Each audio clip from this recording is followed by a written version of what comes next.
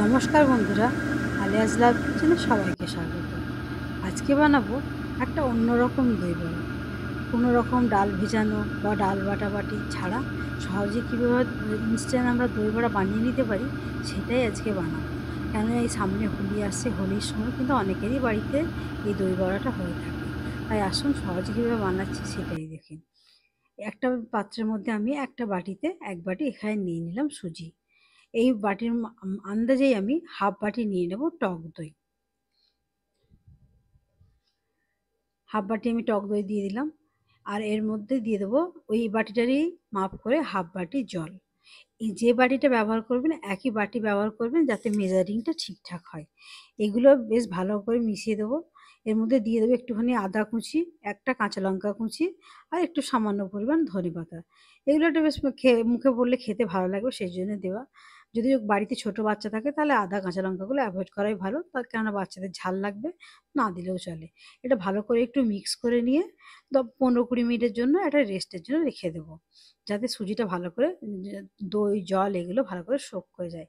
দিয়ে দেখবেন এই যে নরম ব্যাপারটা আছে এটা থাকবে না, একটু টাইট হয়ে যাবে। এটা 15 মিনিটের জন্য আমি ঢাকা দিয়ে 15-20 মিনিট একটু সাইডে রেখে দেবো।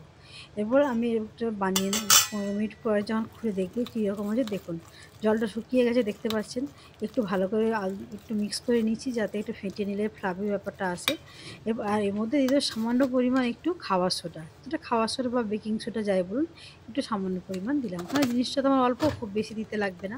এই খাবার সোডাটা দেওয়ার জন্য জিনিসটা আপনার বেশ ফ্লাফি হবে, বেশ স্পঞ্জি ব্যাপারটা আসবে, খুব সুন্দর হবে জিনিসগুলো।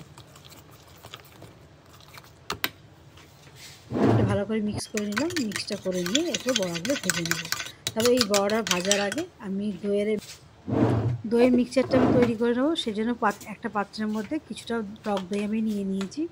এই টক দইটার মধ্যে কিছু মশলা আমি ব্যবহার করবো, যেমন এখানে আমি 1 চামচ মতো চিনি দিলাম। দইটা আমার 1 কাপ মতো দই আছে, কারণ আমার বড়াগুলো খুব বেশি হবে না, ওটা অল্প পরিমাণই হবে। একটু সামান্য আমি বিট নুন দিলাম। এইগুলো আমি ভালো করে একটু মিক্স করে নেবো। একটু সামান্য একটু সাদা নুনের ব্যবহারও করলাম, যাতে টক মানে যদি একটু দইয়ের টক দই তো এটা টক মিষ্টি নোনতা ভাবটা চলে আসে। এটা সাইডে রেখে দেবো, কেন চিনিটা এর মধ্যে যেন ভালোভাবে মেল্ট হয়ে যায়। নাহলে কিন্তু সঙ্গে সঙ্গে করলে চিনিটা মেল্ট হবে না, ভালো লাগবে না। এটা রেখে দেবো। এরপর বড়াগুলো আমি আস্তে আস্তে ভেজে নেব। বড়াগুলো আমি একটু ছোটো ছোটোই ভাজছি, কেউ যদি চান বড়ও ভাজতে পারেন। কেন দেখুন এটা যখন জলে পড়বে তখন কিন্তু আরও ফুলে উঠবে।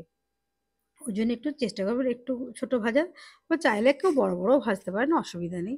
যে যার ইচ্ছে মতো একটা শেপ দেবেন। আমি মোটামুটি একটা ছোটো ছোটো আকারেরই ভাজছি, খুব ছোটোও নয় আর খুব বড়ও নয়, এরকম একটা ভেজে নিচ্ছি।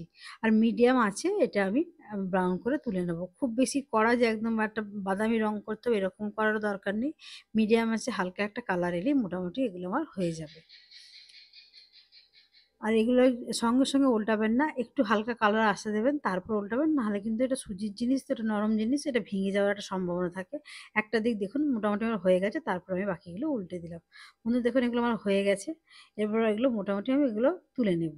এরকম অবস্থায় তুলে নিলেই হবে, কেন এগুলো খুব বেশি তো এটা তো ভাজা খাওয়ার জিনিস নয় যে খুব বেশি ডার্ক করতে হবে, এটা এরকম ভাজলেই হয়ে যাবে। এগুলো তেল থেকে আমি এরপর তুলে নেব। মোটামুটি ভাজা হয়ে গেছে। বন্ধুরা, রান্নাগুলো যদি আমার ভালো লেগে থাকে অবশ্যই আমার চ্যানেলটা সাবস্ক্রাইব করে আমার চ্যানেলের পাশে থাকা অনুরোধ রইল। পাশে থাকা বেল নোটিফিকেশনটা অবশ্যই অন করে দেবেন, যাতে আমার আপলোড করা যেকোনো ভিডিও সবার প্রথমে আপনার কাছে পৌঁছে যেতে পারে।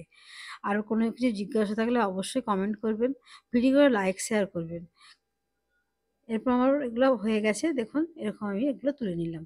দিয়ে আমি একটা পাত্রের মধ্যে উষ্ণ নুন জল গরম করে রেখেছি, সেইগুলোর মধ্যে কিন্তু এটা দিয়ে দেবো। এটা মনে রাখবেন যে এই দই বড়া কিন্তু এই গরম জলের মধ্যে যদি না দেন, নুন জলের মধ্যে কিন্তু কখনোই নরম হবে না। একটু দিয়ে 1-2 মিনিট একটু দাঁড়াবেন, তাহলেই কিন্তু হয়ে যাবে। একটা চামচ দিয়ে আপনাদের চেপে আমি দেখিয়ে দিচ্ছি, একটু গরম আছে, হাত দেওয়া যাচ্ছে না, দেখুন নরম হয়ে গেছে। বাকিগুলো সব তুলে নিয়ে আমি একটা প্লেটের মধ্যে সাজিয়ে দিচ্ছি। প্রথমে আমি বড়াগুলো দিয়ে দিচ্ছি, কয়েকটা বড়া আমি এখানে সাজিয়ে নিচ্ছি।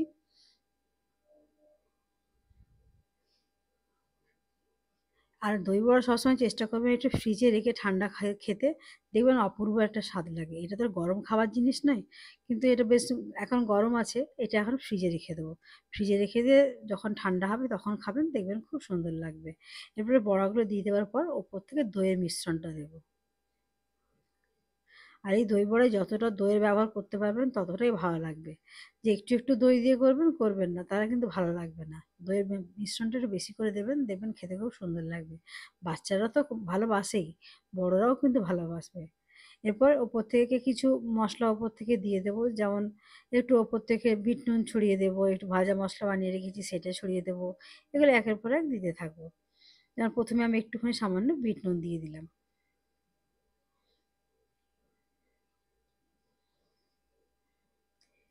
এরপর আমি ওখানে দিয়ে দেবো একটু ধনেপাতা, সবুজ চাটনি বানিয়ে রেখেছিলাম। সবুজ চাটনিটা কিছু নয়, একটু ধনেপাতা, কাঁচা লঙ্কা আর একটু সামান্য আদা দিয়ে, একটু নুন দিয়ে, একটু ব্লেন্ড করে রেখেছিলাম। জাস্ট সবুজ চাটনি বলতে এটা দিয়েই এটা বানানো, আর কিছু নয়। ওগুলো অত কিছু দেখাতে গেলে ভিডিওটা অনেক বড় হয়ে যাবে, তো ওই জন্য আর আপনাদের অত কিছু দেখাইনি। এরপর দিয়ে দিলাম এখানে আমি তেঁতুলের চাটনিটা। যদি তেঁতুলের চাটনিটা কেউ দেখতে চান, অবশ্যই কমেন্ট সেকশনে জানাবেন, আমি কোনো একদিন ভিডিও দিয়ে দেবো। এটা তেঁতুলের মিষ্টি চাটনিটা দিয়ে দিলে কিন্তু দই বড়ার স্বাদটা আরও সুন্দর বেড়ে যায়। ওই জন্য তেঁতুলের মিষ্টি চাটনিটা দিয়ে দিলাম। এরপর ওপর থেকে কিছুটা ভাজা মশলা দিয়ে দিলাম। ভাজা মশলা বলতে শুধু গোটা জিরে আর একটা কাঁচা শুকনো লঙ্কা আমি ড্রাই রোস্ট করে সেটা গুঁড়ো করে নিয়েছিলাম। সেই মশলাটা ওপর থেকে ছড়িয়ে দিলাম। এই ভাজা মশলাটার জন্য ফ্লেভারটা কিন্তু খুব সুন্দর লাগে। এরপর ওপর থেকে সাজানোর জন্য একটু সরু, একদম মিহিন যে সরু সেও ভাজাটা আসে, সেইটা এর মধ্যে দিয়ে দেবেন। এটা কিন্তু একেবারে দই বড়ারই স্পেশাল বলতে পারেন। তাও দেখুন, এটা দিয়ে দেওয়ার মধ্যে দেখতে কিন্তু খুব সুন্দর লাগছে। এগুলো খেতেও খুব সুন্দর লাগে, দেখতেও সুন্দর লাগে। অবশ্যই বানাবেন, বাড়িতে বানিয়ে আমাকে অবশ্যই কমেন্ট করবেন। ভালো থাকবেন, সুস্থ থাকবেন। পাশে থাকার জন্য ধন্যবাদ।